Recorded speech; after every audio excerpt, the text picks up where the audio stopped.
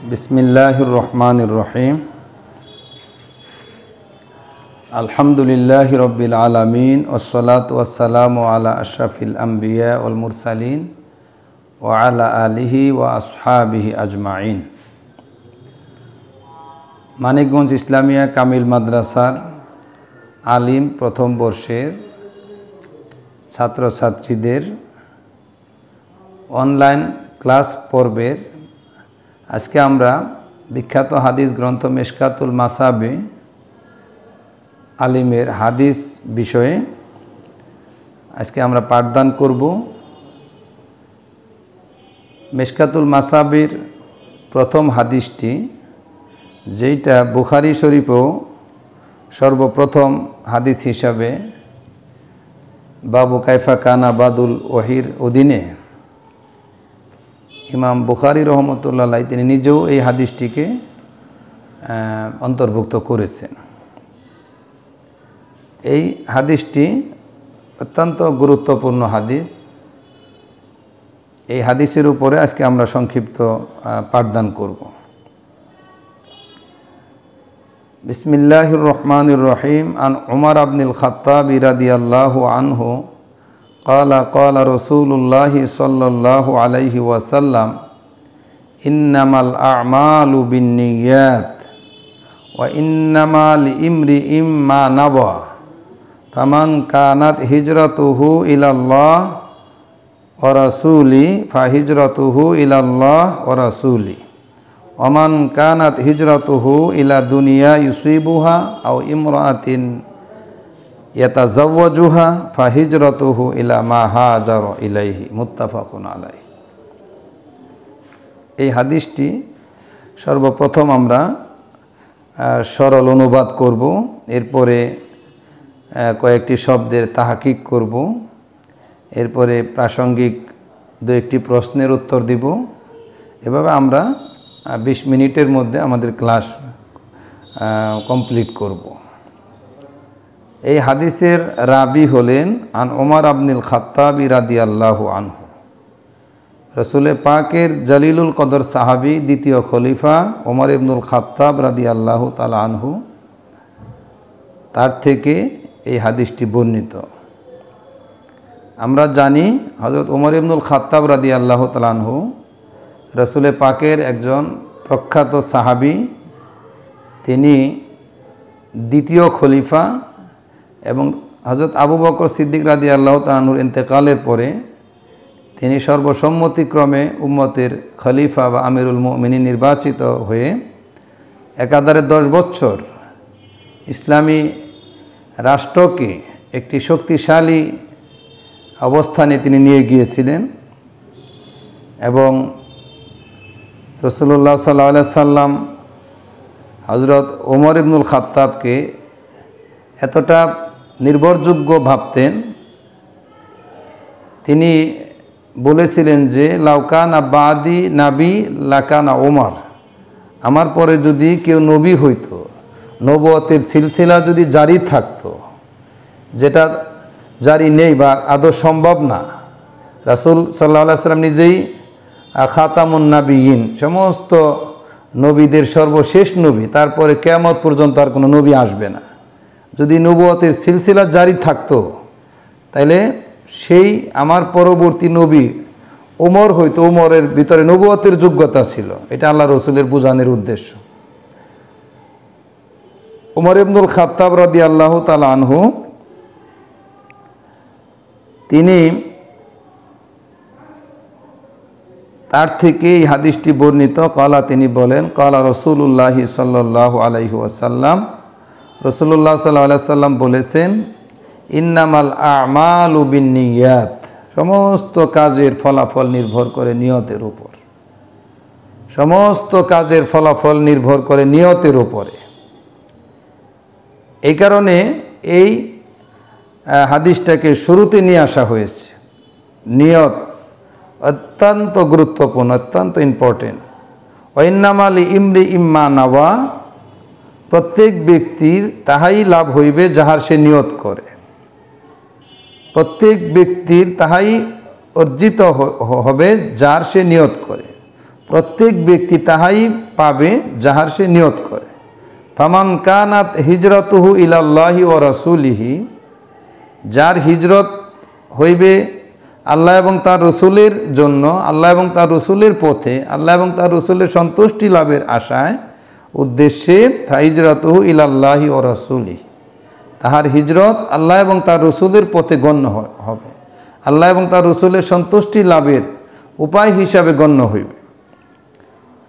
Oman কানাত হিজরতুহু ইলা দুনিয়া ইউসিবুহা, আর যার হিজরতের উদ্দেশ্য হইবে দুনিয়া লাভ করা, দুনিয়া অর্জন করা, দুনিয়ার কোনো পার্থিব স্বার্থ হাসিল করা, আও ইমরাআতিন ইয়াতাজাওয়াজুহা, অথবা কোনো রমণী বা কোনো নারীকে বিবাহ করার উদ্দেশ্যে যদি কেউ হিজরত করে, ফাহিজরতুহু ইলা মা হাজারা ইলাইহি, তাহার হিজরত সেই উদ্দেশ্যেই পরিগণিত হইবে যাহার জন্যে সে হিজরত করেছে বা হিজরত দেশ ত্যাগ করেছে। এখন এখানে আমরা কয়েকটি বিষয় আলোচনা করব। এক নম্বরে, এই হাদিসটাকে সব হাদিসের শুরুতে নিয়ে আসার কারণ কি? কারণটা হলো, যেহেতু সমস্ত আমলের ফলাফল নির্ভর করে নিয়তের উপরে, নিয়ত গুণে তার পুরস্কার, সওয়াব, জাযা পাওয়া না পাওয়া নির্ভর করে।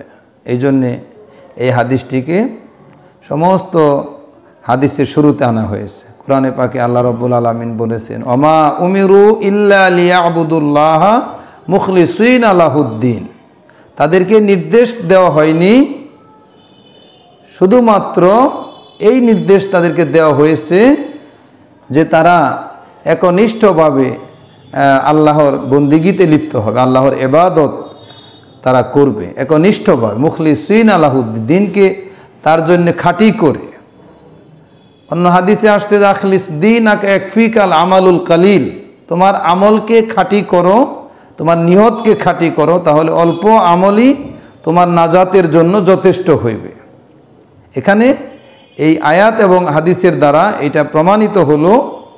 আরেকটা হাদিসে আসছে যে হাসরের ময়দানে একজন আলেমকে, একজন দানশীলকে, একজন শহীদকে ডাকা হবে, ডেকে তাদের নেয়ামত, তাদের উপরে আল্লাহর প্রদত্ত নেয়ামত স্মরণ করিয়ে দেওয়া হবে। তাদেরকে এক এক করে জিজ্ঞাসা করা হবে। আলেমকে বলা হবে, হে আলেম ব্যক্তি, তোমাকে তো আমি এলেম দান করেছিলাম, সেটাকে তুমি কি করেছো? তখন সে বলবে যে আল্লাহ, আমার এলেম বিতরণ আমি করেছি, আমি অনেক ছাত্র, হাজার হাজার ছাত্র তৈরি করেছি, শত শত মাদ্রাসা তৈরি করেছি, আমি আলেম হিসাবে অনেক খেদমত করেছি, বড় বড় মাহফিল আমি ফেস করেছি, মানুষকে আমি দিনের পথে ডেকেছি। তখন ফেরেশতারা আল্লাহর তরফ থেকে বলবেন যে তুমি তো সেই কাজগুলি তুমি বড় আলেম হিসাবে, আল্লামা হিসাবে খ্যাতি লাভের জন্য সেটা করেছো, এবং সেই খ্যাতি দুনিয়াতে পেয়েছো, বড় আলেমের স্বীকৃতি পেয়েছো, আজ তোমার কোনো অংশ নাই, এবং তাকে টেনে হেঁচড়ে জাহান্নামের দিকে নিয়ে যাওয়া হবে।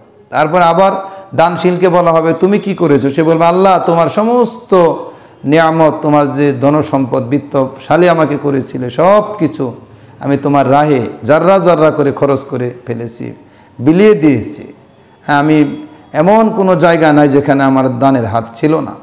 আল্লাহ তাআলার পক্ষ থেকে বলা হবে যে না, তুমি মিথ্যা বলছো, তুমি যে দান করেছো সেই দানবীর হওয়ার জন্য সেটা তুমি দুনিয়াতে পেয়েছো, অনেক সংবর্ধনা তোমাকে দেওয়া হয়েছে, আজকে তোমার কোনো ইচ্ছা নাই, তাকেও টেনে হিঁচড়ে জাহান্নামের দিকে নিয়ে যাওয়া হবে। আবার শহীদকে বলা হবে, তুমি কি করেছো? শহীদ ব্যক্তি বলবে যে আমার জীবনটাই তো আমি তোমার পথে অক্ষ করে দিয়েছি এবং কি শেষ করে দিয়েছি, আমার মানুষের জীবনের মায়ের চাইতে তো আর বড় কিছু নাই, সেই জীবনটাই আমি তোমার পথে বিসর্জন দিয়েছি, বিলিয়ে দিয়েছি, আমি গলা কাটা শহীদ আমি। তখন আল্লাহর পক্ষ থেকে বলা হবে, না, তুমি মিথ্যা বলছো, তুমি শাহাদাত বরণ করেছিলে দুনিয়াতে, তুমি বীর শহীদ, বীর শ্রেষ্ঠ, বীর উত্তম, বীর বিক্রম, বড় খেতাব, সুখ্যাতি লাভ করার জন্যে সেটা তুমি দুনিয়াতে পেয়েছো, আজ তোমার কোনো ইচ্ছা নাই। এই জন্য আমরা যে কথাটা বলতে চাই যে নিয়ত, এটা ভেরি মাচ ইম্পর্টেন্ট। নিয়ত যদি খাঁটি না হয় তাহলে পাহাড় পরিমাণ নেক আমলও কোনো কাজে দিবে না, আর নিয়ত যদি সঠিক হয়, আল্লাহর সন্তুষ্টি লাভের জন্য হয়, রাসূলুল্লাহর সন্তুষ্টি লাভের জন্য হয়, তাহলে তার হাদিসে আসছে আখলিস দীনাকা ইয়াকফিকাল আমালুল কালিল। তুমি তোমার নিয়তকে যদি খাঁটি করতে পারো, একনিষ্ঠ করতে পারো, তাহলে অল্প আমলই তোমার নাজাতের জন্য যথেষ্ট হইবে। অল্প আমলই তোমার নাজাতের জন্য যথেষ্ট হইবে। এই জন্য আজকের এই হাদিসের গুরুত্ব উপলব্ধি করে আমরা যে কোনো আমলের ক্ষেত্রে, আমরা নামাজ পড়ি, রোজা রাখি, হজ করি, জাকাত দেই, বা আমরা জেহাদ করি, বা আমরা দান সদকা করি, আমরা মসজিদ মাদ্রাসা কায়েম করি, আমরা পাঠদান করি, অথবা আমরা দ্বীনের দাওয়াত দেই, আমরা যে কোনো নেক আমলই করি না কেন, আমাদের একমাত্র উদ্দেশ্য হতে হবে আল্লাহর রেজামন্দি এবং রসুলের পাকের তরিকা অনুযায়ী আল্লাহর সন্তুষ্টি লাভের জন্য, রসুলের পাকের সন্তুষ্টি লাভের জন্যে আমাদের সবগুলি আমল সঠিক পন্থায় সঠিকভাবে আমাদেরকে করতে হবে। তাহলে আমাদের সেই আমল, আমাদের নেক আমলের পাল্লাকে ভারী করবে। নিদানের সময়, বিপদের কালে সেই আমল আমাদের কাজে দেবে। ইন্নামাল আমালু বিন্নিয়াত, আমাল আমালুনের জমা। আমালুন একটা কাজ, আল আমালু অনেকগুলি কাজ। যত কাজ মানুষের জীবনে, যত আমল, নেক আমল হতে পারে বিন্নিয়ত, সেইটার ফলাফল, পুরস্কার, সওয়াব এটা নিয়তের উপরে নির্ভরশীল। ওয়াইন্নামা লি ইমরি ইম মা নাওয়া, লি ইমরি ইম প্রত্যেক ব্যক্তির তাহাই লাভ হইবে মা নাওয়া। নাওয়া ইয়ানভি আর নিয়ত থেকে, নিয়ত করা বাবে জরাবা এজরিবু থেকে আসছে। এটা নিয়ত করা, হ্যাঁ, যে এরাদা করবে, সংকল্প করবে, ইচ্ছা করবে, নিয়ত করবে, সেই অনুযায়ী সে তার যাজা, পুরস্কার এবং সওয়াব পাইবে। ফামান কানাত হিজরাতুহু ইলাল্লাহি ওয়া রাসূলিহি, এখানে বলা হয়েছে যার হিজরত হইবে আল্লাহ এবং তার রাসূলের পথে, আল্লাহ এবং তার রাসূলের সন্তুষ্টির জন্য। ফা হিজরাতুহু ইলাল্লাহি ওয়া রাসূলিহি, তার হিজরত আল্লাহ এবং তার রাসূলের পথে, আল্লাহ এবং তার রাসূলের রেজামন্দি এবং সন্তুষ্টির হিসাবে গণ্য হইবে। এখন কথাটা হলো হিজরত। হিজরত কাকে বলে? হিজরত হইল দেশ ত্যাগ করা। আল ইন্তেকাল মিন বালাদ ইলা বালাদ লিওয়াজহিল্লাহ, আল্লাহর সন্তুষ্টি লাভের জন্য এক দেশ থেকে আরেক দেশে চলে যাওয়া। যেমন সাহাবায়ে কেরাম সর্বপ্রথম আবিসিনিয়ায় হিজরত করেছিলেন, যেটা বর্তমান ইথিওপিয়া রাষ্ট্র।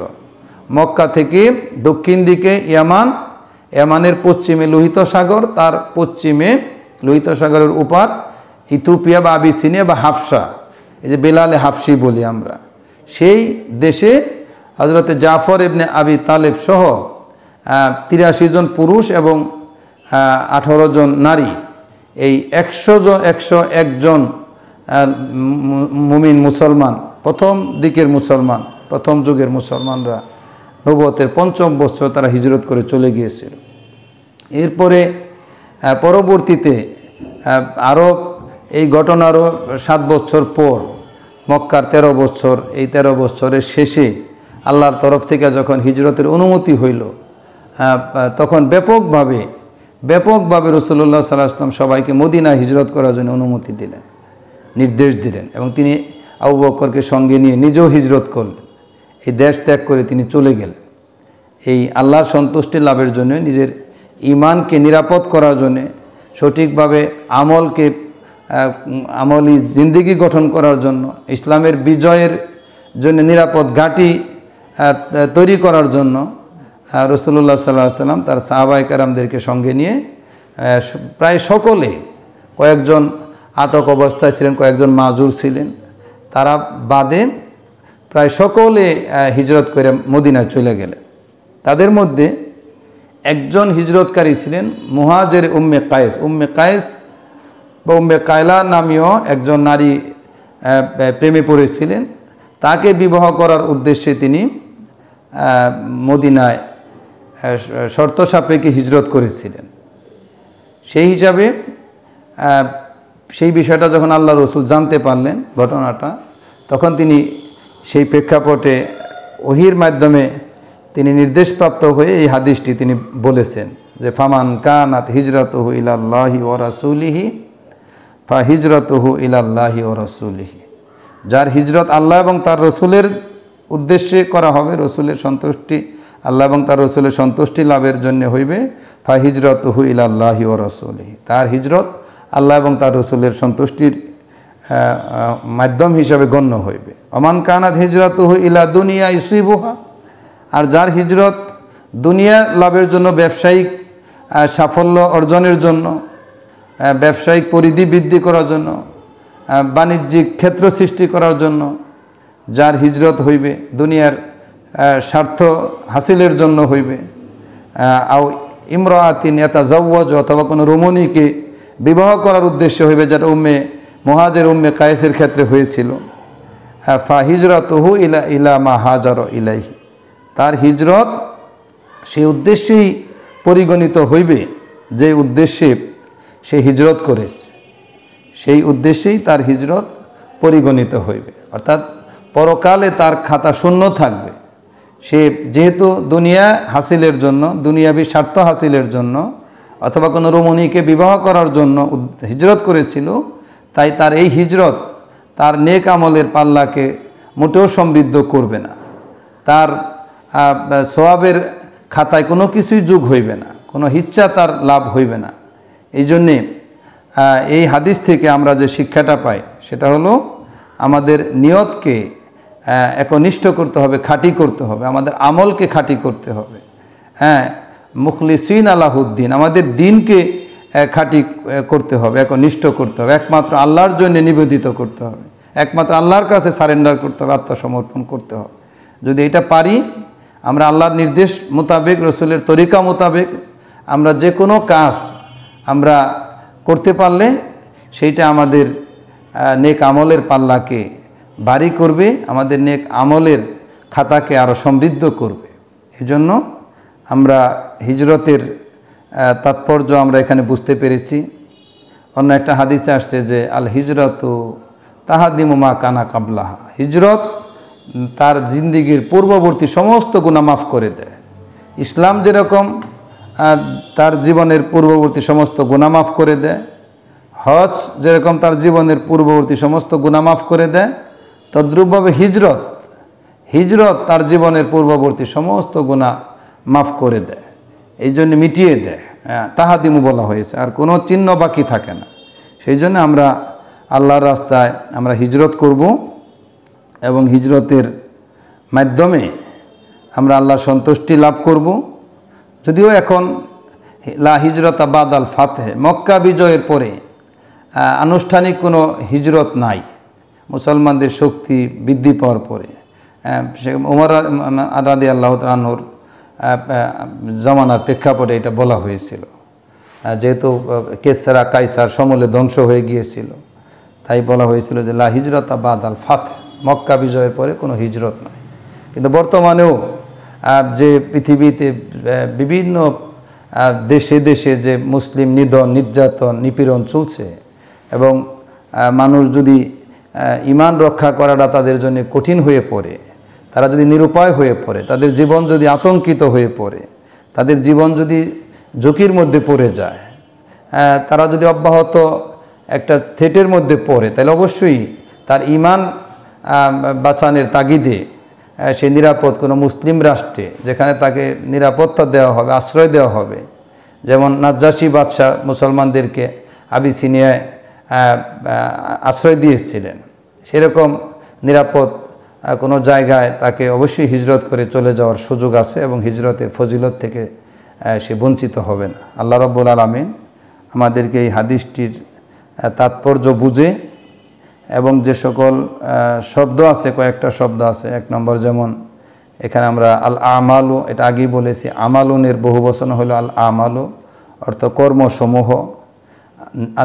বিনিয়াত, আর নিয়াতুর বহু বচন হলো আর নিয়াত, নিয়ত সমূহ। এরপরে আছে নাওয়া, ওয়াহিদে মুজাক্কার গায়েব, মাজি মুতলক মারুফ, বাবে জরাবায়াজ রিবু, নাওয়া ইয়ানভি। আর একটা আছে হিজরত, হিজরত মাজদার, হাজারা ইয়াহজুরু, ত্যাগ করা, তার্ক, হিজরত অর্থ ছেড়ে যাওয়া, ত্যাগ করা। তারপরে আর একটা শব্দ আসছে দুনিয়া, আর দুনুব্বু মাজদারে থেকে, দুনিয়া ফলার ওজনে, ওয়াহিদে মুয়ান্নাস ইসমে তাফদিল, হ্যাঁ, অধিক নিকটবর্তী দুনিয়াকে। এই জন্যে দুনিয়া বলা হয় যেহেতু দুনিয়ার সময়টা ক্ষণিকের, ক্ষণস্থায়ী। ইসিবু, আসবা ইসিবু, পৌঁছা, পাওয়া, আল ইসাবাতু। ইসিবু ওয়াহিদে মুজাক্কার গায়েব, মুজারে মারুফ বাবে ইফাল, আল ইসাবাতু মাজদার।